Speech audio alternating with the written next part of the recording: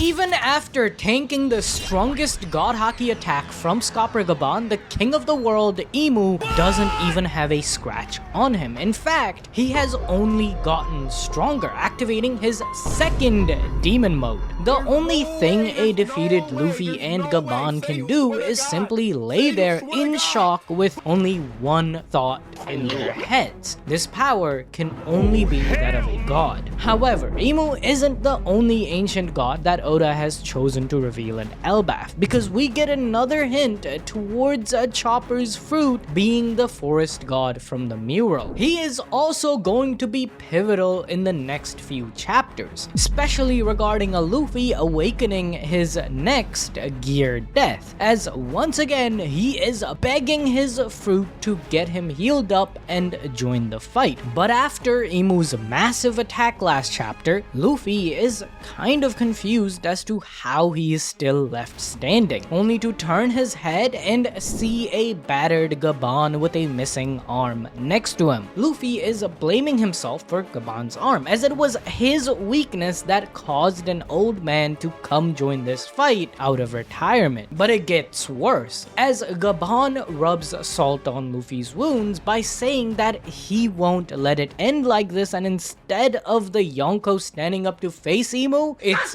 Grandpa Gaban once again with a missing arm. One-handed Gaban is a bigger threat than Gear Fraud. This is the fiercest opponent Luffy has ever faced. Even he can tell that Imu isn't a normal human, so he asks, what is that thing? Gaban, who has been to the final island with Roger, knows that Imu's true nature is a big secret, and revealing that might mess up the prophecy. But the only word he can use to describe this thing is a god, which gives us another piece of the Imu puzzle to answer what he really is. Before that though, let me tell you guys about today's sponsor, who is near and dear to my heart. Dragon is coming. This means dragon is coming, you guys. NTE. NTE plops you down in a massive urban landscape where you battle dangerous anomalies plaguing the city alongside your team. The combat and its fluidity is at S tier level, keeping me engaged at all times. And this new 1.3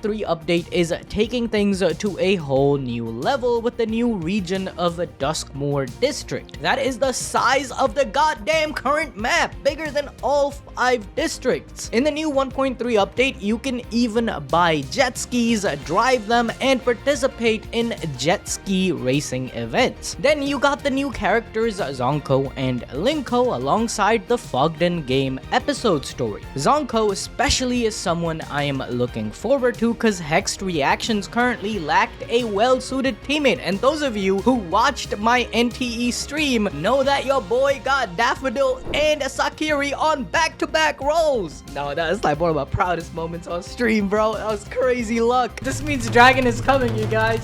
Them plus a Zonko means I can build a broken, busted team. It's not just synergy though, as she might be one of the best characters with insane skills in the game, and since Hetero is hot as hell during summer, you can also rock the new summer skins for some of your favorites like Nunnally. Especially the Zonko summer skin, I freaking love that look, bro. She a baddie. So click my link in the description and download NTE right now. You can get it on Steam, iOS, Android, Mac, or PS5. Please click the link so they sponsor me again, chat. Please. I hope they give me some polls next time. Man, I was playing this game before they even sponsored me. It's actually a banger game. Go check it out. Now, the word god can mean a lot of things, and in the current context, if we piece together Gaban's comments about Imu from previous chapters, about him being out of this world and now being called a god, yet the alien allegations are stronger than ever. Yet Gaban could also refer to Imu as a god to explain just how powerful and out of mortals like Luffy's reach Imu really is. And this reach only extends further, as the entirety of Elbaf's underground feels the Devil's Conqueror's haki instantly, turning the ferocious animals unconscious. Imu thinks about the Pirate King's crew and contemplates whether he should have just killed Roger and his crew back at God Valley. Leaving someone like Gaban alive was likely a mistake, as now he has become such a strong nuisance. This thought process suggests that Imu now plans not only in killing Nika and Nidhogg, but also every Straw Hat, so that one of them doesn't turn into Gaban in the future. To do this, the man locks in even more, giving us a new, more demonic transformation. Bro is like Frieza and Namek. While Imu powers up even more, Oda gives the good guys another way for dealing with the devil. Remember that Chopper was called back to the library to talk with Biblo the Owl. The information must be critical, as Bro had to leave the battlefield as the strongest doctor to get back here, which means that whatever Biblo is about to reveal is going to change the battle against Imu and the God's Knights forever. Chopper is happy that the books were saved by the owl, who is trying to tell Robin and Sol something. Unfortunately, they don't speak owl, and neither do we, because Oda forgot to translate for us. Fear not though, because using my balls deep observation, I can decipher it all. Shut your Biblo tells Chopper that this fruit might actually be the Hito no Mi model forest god. And if you had the notification bell on, you know Chopper's arc points to him being a guardian of the winter forest in spirit. He was a lonely beast on the mountain who later uses his knowledge of flora and medicine to heal others. In fact, his pivotal act on Drum Island was using a rare mushroom, albeit a poisonous one, he found in the wild in an attempt to save Hirula. This connection to forest flora as medicine foreshadows Chopper's life mission to find the panacea. Just like how Luffy, or a carnivore zone eater, starts to embody the fruit's spirit, like with laughter or becoming more aggressive or violent, what if Chopper's dream of a cure-all is influenced by the will of the forest god? There had been a rumor of a mushroom that could cure all diseases located in Drum Kingdom, and if we look at Chopper's fruit model, it looks like a mushroom. The only difference being that perhaps if you eat this fruit, you don't heal yourself, but gain the ability to heal all diseases once awakened, or at least a disease of the soul. And if we look at Imu's powers throughout the arc, it all has to do with the soul. Not only living beings, but also the breath of all things, which could mean that Chopper's powers can be a direct counter to Imu. It would also give us another reason for why Blackbeard was at Drum Kingdom before the Straw Hats showed up there. He knew that this mushroom-looking fruit could help him defeat the world or Imu's devil powers. Even in the Harley text, the forest god tamed demons or purified them back to their normal state. Now, I personally believe that this portion of the forest god in the Harley text is referencing the Eve tree and how devil fruits were created. So there is another way for Chopper, without being a forest god, to counter Imu. In a battle between gods or the side of Nika and the demons or the side of Imu, black versus white, Chopper, who ate the human fruit, represents the humanity in the middle. His touch in Monster Point maybe works as a reset button for a person whose will was overwritten by demonic transformation. This is kind of the role of a doctor, as they strive to turn your body back to normal. But in Chopper's case, he is turning your soul back to normal. Furthermore, if we look at what happens as Chopper hits the giant, there is a shadow like the ones Moria could create in Thriller Bark getting slapped off. Then the giant is engulfed by a sun-like flame circle, which is reminiscent of the mural where Imu is holding a similar power in his hands. Maybe Chopper's hit does what Salt did to Moria's shadow. It's creating a shock in your system to turn your will back to normal. Finally, the thing Biblo is telling Chopper might have to do with what we saw in Legoland at the start of Elbaf, as we have actually seen Chopper's Monster Point in this island. In fact, it was one of the first creatures we witnessed, Rodo wearing that deer-like mask, which hints that the ancient culture of Elbaf where Biblo comes from, already knew about Chopper. Right now, Chopper might have not awakened fully as he still has to use Rumble Balls forcing this state. Your own will and your fruit's will must converge for a natural transformation. That's why he isn't able to use the full potential of the fruit yet. Maybe while Loki or Nidhogg is the god of destruction and Elbaf, Chopper's fruit is the god of life or restoration. Furthermore, Chopper's Rumble Ball might be the answer to Luffy keeping his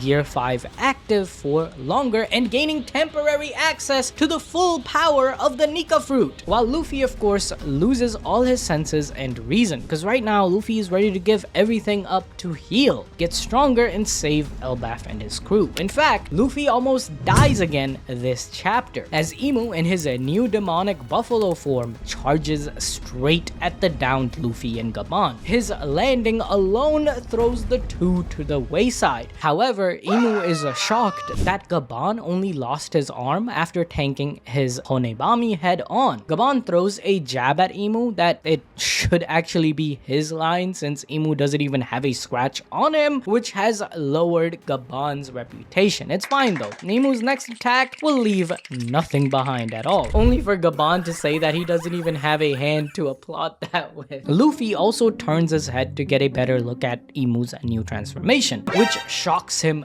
even more. Gaban instructs Luffy to take his crew and leave Elbaf, only for the Yonko to lash out, screaming that he isn't gonna flee. He promised to save Elbaf. Imu charges another Honebami attack, and Gaban gets in front of Luffy to stop it, which surely means his death. However, out of nowhere, Monkey Deadbeat Dragon shows up to block Imu's strongest attack. Bro, I prayed for times like these, bro. He is here. That's my goal. You can't keep getting away with it! Bro, editors, what are you doing? Yo, just hold that. You had one job. You're ruining the agenda. Jokes aside, this entrance by Hajrudin is epic as hell as he smacks Imu with a Gungnir attack from the side. Now, of course, this does little more than tickle Imu. However, it does save Luffy and Gaban for another second or two, because even though Hajrudin's attack doesn't have Conqueror's Haki due to the laws of physics, Imu gets sent flying across the underworld straight at Adam's trunk. But not before Imu activated some Omen Balls, which blew up Loki's brother's shield. If he gets hit by them again, it's GG for him. Gaban explains that Imu is immortal and he can't see any way for them to get the victory royale. The only thing that they should focus on now is to protect Luffy, or more, to protect the one that has Nika's fruit, because if Luffy dies here, the entire world is cooked for centuries or maybe forever until the strings of fate line up again for the prophecy of dawn. However, Luffy is stubborn as ever. He doesn't want to run. He is gonna recover soon, especially since he ate all that food just earlier. This logic doesn't make sense to Gaban, but this is Gear 5 we are talking about. It's beyond logic, as Gear 5 gives Luffy absolute freedom, as he can rewrite the laws of reality through his own imagination. However, even that has to follow some semblance of rules or thought. And right now, I don't think Luffy can imagine a reality where he can defeat Imu's immortality. If not for Hajrudin, Luffy was dead again due to the other 3 Omen Balls Imu had sent their way. Luckily, Hajrudin grabs Luffy and Gaban in his hands to shield them from the explosion. Imu doesn't give them any time to breathe at all though. Gaban pleads with the giant to leave the battle, that he is for sure gonna die with Imu's next attack, only for Hajrudin to drop the coldest line that Elbaf will be fine if he dies, cause Loki is here, who stops himself before calling Hajrudin his brother. Loki, Luffy, and even Hajrudin are ready for their combined attack to face Imu head on, as the 3 fire off a combined 3 general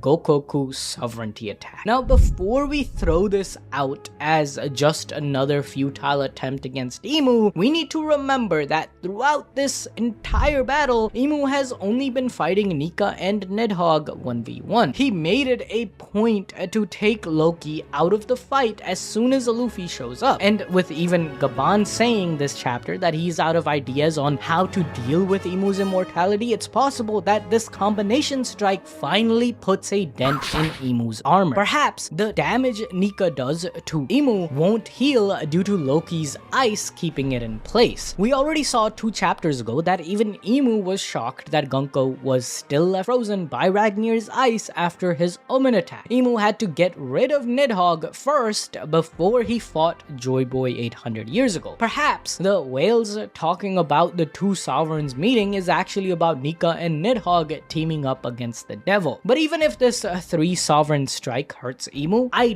doubt they will get another chance like this against the devil. He will likely lock in even more and show us a brand new form, completely obliterating any and all hope for Luffy and Loki, forcing Luffy to give complete control of himself to the Nika fruit as the remaining way to stall Imu. Until, of course, my goat, Deadbeat Dragon, shows up to put an end to this monster, because let's be honest, guys, he's the only one strong enough to deal with the devil. Like, come on, he came to my dream. He told me himself. You guys gotta believe me. Thank you for watching. There's another break next week, but the Tenma War is back, so go watch that. I'll see you guys next time.